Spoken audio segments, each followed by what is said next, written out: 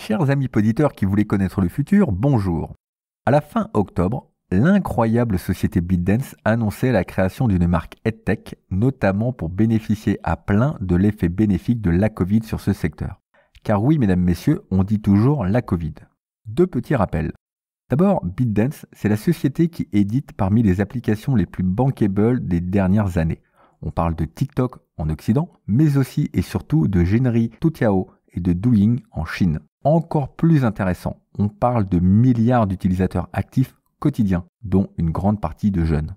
Ensuite, la EdTech. La EdTech, c'est la contraction d'éducation et de technologie. En effet, dans le secteur de la technologie, on change le monde. Alors franchement, prononcer tous les mots, c'est une perte de temps. C'est trop être un boomer. Concrètement, la EdTech, ce sont des sociétés qui construisent des solutions digitales pour favoriser l'apprentissage et la transmission des connaissances. Alors, une petite remarque, comme ça, incidemment si vous n'êtes pas un auditeur régulier. Dans les précédents épisodes de ce podcast, vous pourriez trouver un magnifique titre, La EdTech asiatique peut-elle supprimer les profs ? Et un nom moins merveilleux, Comment TikTok façonne les informations. Vous gagneriez sans doute à les écouter en complément de celui-ci. Pour en revenir à notre annonce, la nouvelle marque utilisée est DALI Education. DALI signifiant grande force. Elle regroupe toutes les initiatives sectorielles déjà en œuvre dans le groupe. Il faut dire que l'éducation chez ByteDance, ce n'est pas un nouvel objectif. Les premiers investissements datent de 2016 pour une société qui, je vous le rappelle, a été créée par Zhang Yiming en 2012. Conséquence immédiate, à peine créée, DALI Education compte déjà 10 000 employés. Comme vous êtes malin, vous avez compris que ce sont de ces initiatives éducatives que nous allons parler aujourd'hui. Et comme vous êtes vraiment malin, tout au long de l'épisode, posez-vous cette question. Comment adapter ce que je vais vous présenter au système français, qu'il s'agisse de la formation initiale comme de la formation tout au long de la vie. Bienvenue dans Asie et Innovation.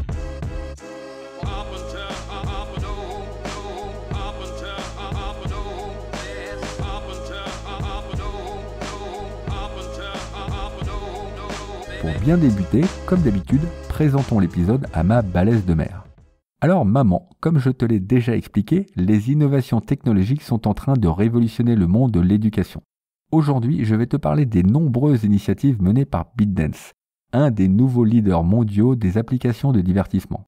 Et dans les différents projets, je vais te raconter celui d'un matériel connecté qui envahit le quotidien des élèves. Ma maman est briefée, allons-y.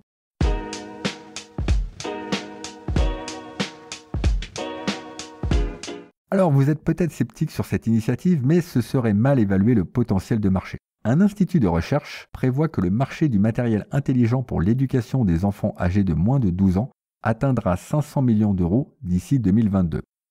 Et il semble que les lampes intelligentes soient particulièrement populaires.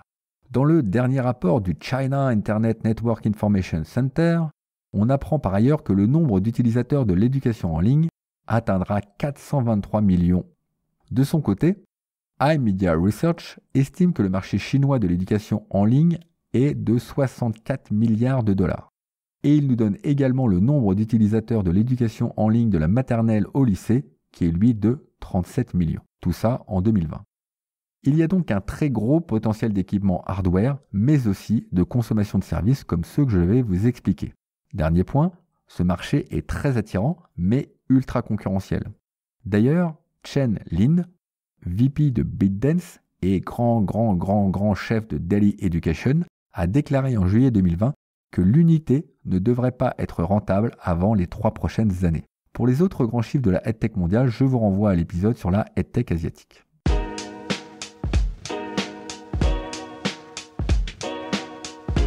À ce stade de notre épisode, et pour vous permettre de digérer tous ces chiffres, un petit moment de promo. Vous allez voir, ça va aller très vite. Alors comme toujours, je vous encourage à vous abonner à ce podcast via votre application mobile préférée. Vous pouvez aussi l'écouter via Spotify et Deezer. Si. Comme toujours, je vous encourage également à liker et laisser des commentaires, voir si vous êtes des dingues à faire la promotion de ce contenu auprès de vos amis.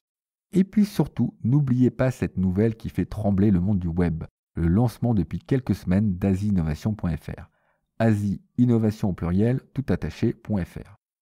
Alors bien sûr, vous y trouverez tous les podcasts, mais aussi les sommaires et les extraits rédigés pour pouvoir faire des copier-coller, en me citant bien évidemment. Et comme un bonheur n'arrive jamais seul, il y a aussi du contenu exclusif, sans ma douce voix donc. Je traite de sujets comme la blockchain ou bien encore le télétravail. Alors franchement, inscrivez-vous à la newsletter, parce qu'en plus c'est hype en 2021. Voilà, fin de la promo, vous n'avez rien vu.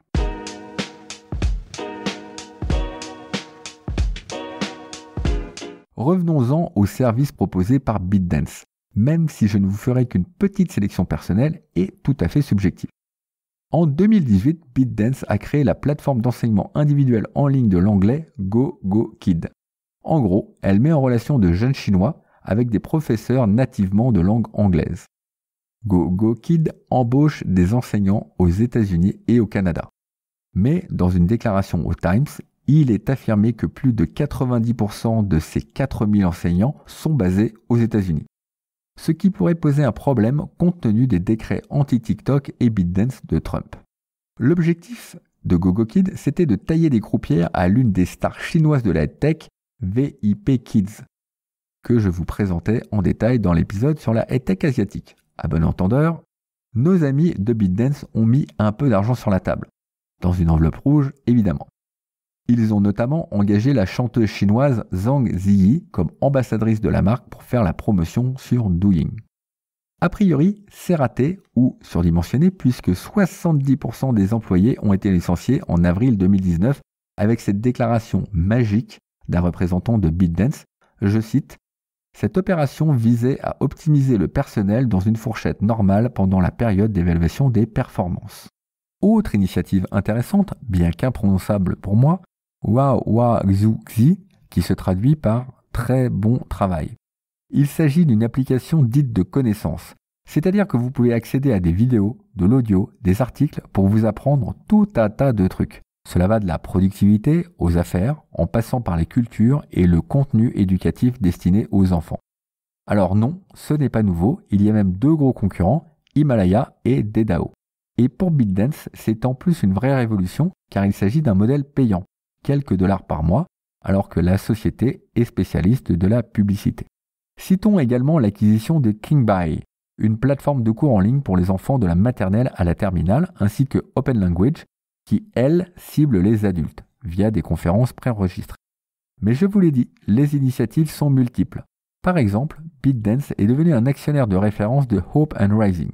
Alors, le nom de la boîte, c'est bien la seule chose qui soit disponible autrement qu'en mandarin. Donc peu d'informations sur le sujet, si ce n'est qu'il s'agit de l'un des principaux fournisseurs de contenu éducatif en Chine. Ils produisent des contenus numériques et interactifs bilingues, avec pour clients les familles, les écoles et les éditeurs. Et ce contenu s'adresse principalement aux très jeunes, jusqu'à 8 ans. Pour compléter ce dispositif déjà dense, plusieurs tentatives ont été lancées vers les professeurs. D'ailleurs, dès 2017, lors du sommet EduTech de Toutiao, sur l'avenir de l'éducation, Zhang Yiming déclarait qu'il pensait que la collaboration entre les établissements d'enseignement et les entreprises technologiques était inévitable. ByteDance a donc lancé la plateforme DaliKetang en association avec l'université de Tsinghua et l'université de Pékin pour fournir un enseignement en mathématiques et en langue. C'est également cet axe de développement qui a été priorisé pour le marché indien avec le hashtag EduTok, largement promu par Nikhil Gandhi, patron de TikTok en Inde et membre de la grande famille iconique indienne.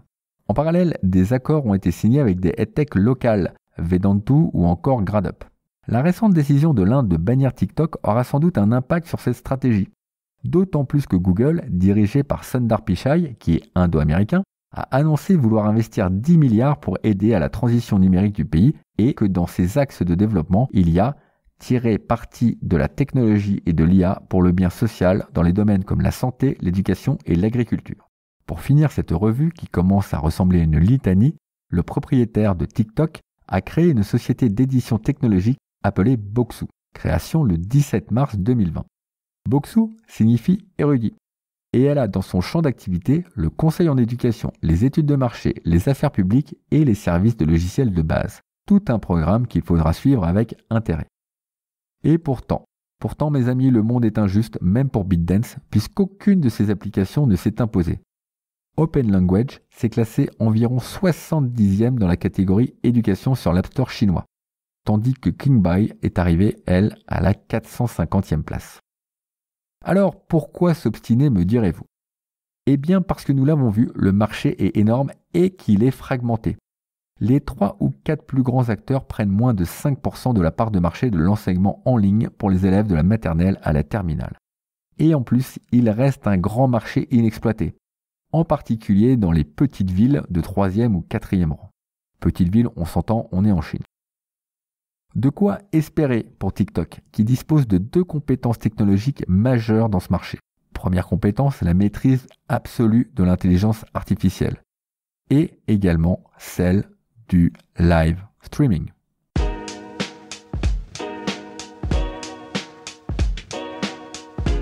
Voilà, c'est presque fini.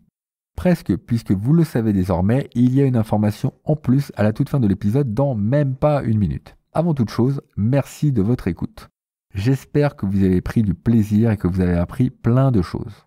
Comme toujours, je ne saurais trop vous encourager à écouter d'autres épisodes de ce podcast. Et pour cela, à explorer, tel un aventurier des temps modernes, asiinnovation.fr. Asie Innovation tout attaché avec un s.fr. Dernière piqûre de rappel pour vous inciter à liker et commenter mes posts. Vous pouvez aussi me trouver sur Twitter. Dernière chose, n'hésitez pas à me faire des coucous, des hello, des ça va et SAVA. Parce que savoir qui sont mes auditeurs est assez sympathique. J'aurais pu également vous dire que c'était un complément d'âme à ma vie quotidienne, mais on n'est pas dans un podcast de méditation. Allez, l'info en plus. En novembre 2020, ByteDance opérait un autre mouvement stratégique, toujours en rapport avec l'éducation, mais plus subtil. Elle a investi dans l'un des plus grands éditeurs de livres électroniques, e-book pour les intimes, la société Zhangyu. Pour une société qui a construit sa réussite sur le divertissement à base de vidéos courtes, c'est assez savoureux d'apprendre qu'elle allait investir 170 millions de dollars pour obtenir 11% d'une société qui, elle, produit essentiellement du contenu dense et long. Point commun entre les deux, les performances de rétention, puisqu'en 2019, les utilisateurs passaient près d'1 heure par jour sur leur application de lecture en ligne. Pour les performances de rétention de ByteDance, je vous laisse écouter l'épisode de podcast précédent qui vous dira tout. Lorsque l'on sait que Zhangyu possède une base de 170 millions d'utilisateurs mensuels actifs, qui lisent ou écoutent en audio des romans, des magazines ou encore des BD, on comprend mieux cet investissement. D'autant plus si l'on considère son principal concurrent, China Literature, filiale de Tencent qui annonce, elle, 217 millions d'utilisateurs. Le fait que Tencent et ByteDance aient des relations très fraîches a peut-être également joué. S'il n'est pas possible de savoir si ces liens capitalistiques se renforceront, l'ambition opérationnelle est déjà là. ByteDance disposera d'un membre au conseil d'administration et pourra mettre des licences sur le contenu propriétaire de Zhangyu.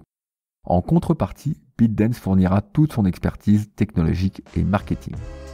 Voilà, cette fois c'est fini. Bonne semaine à tous. À bientôt.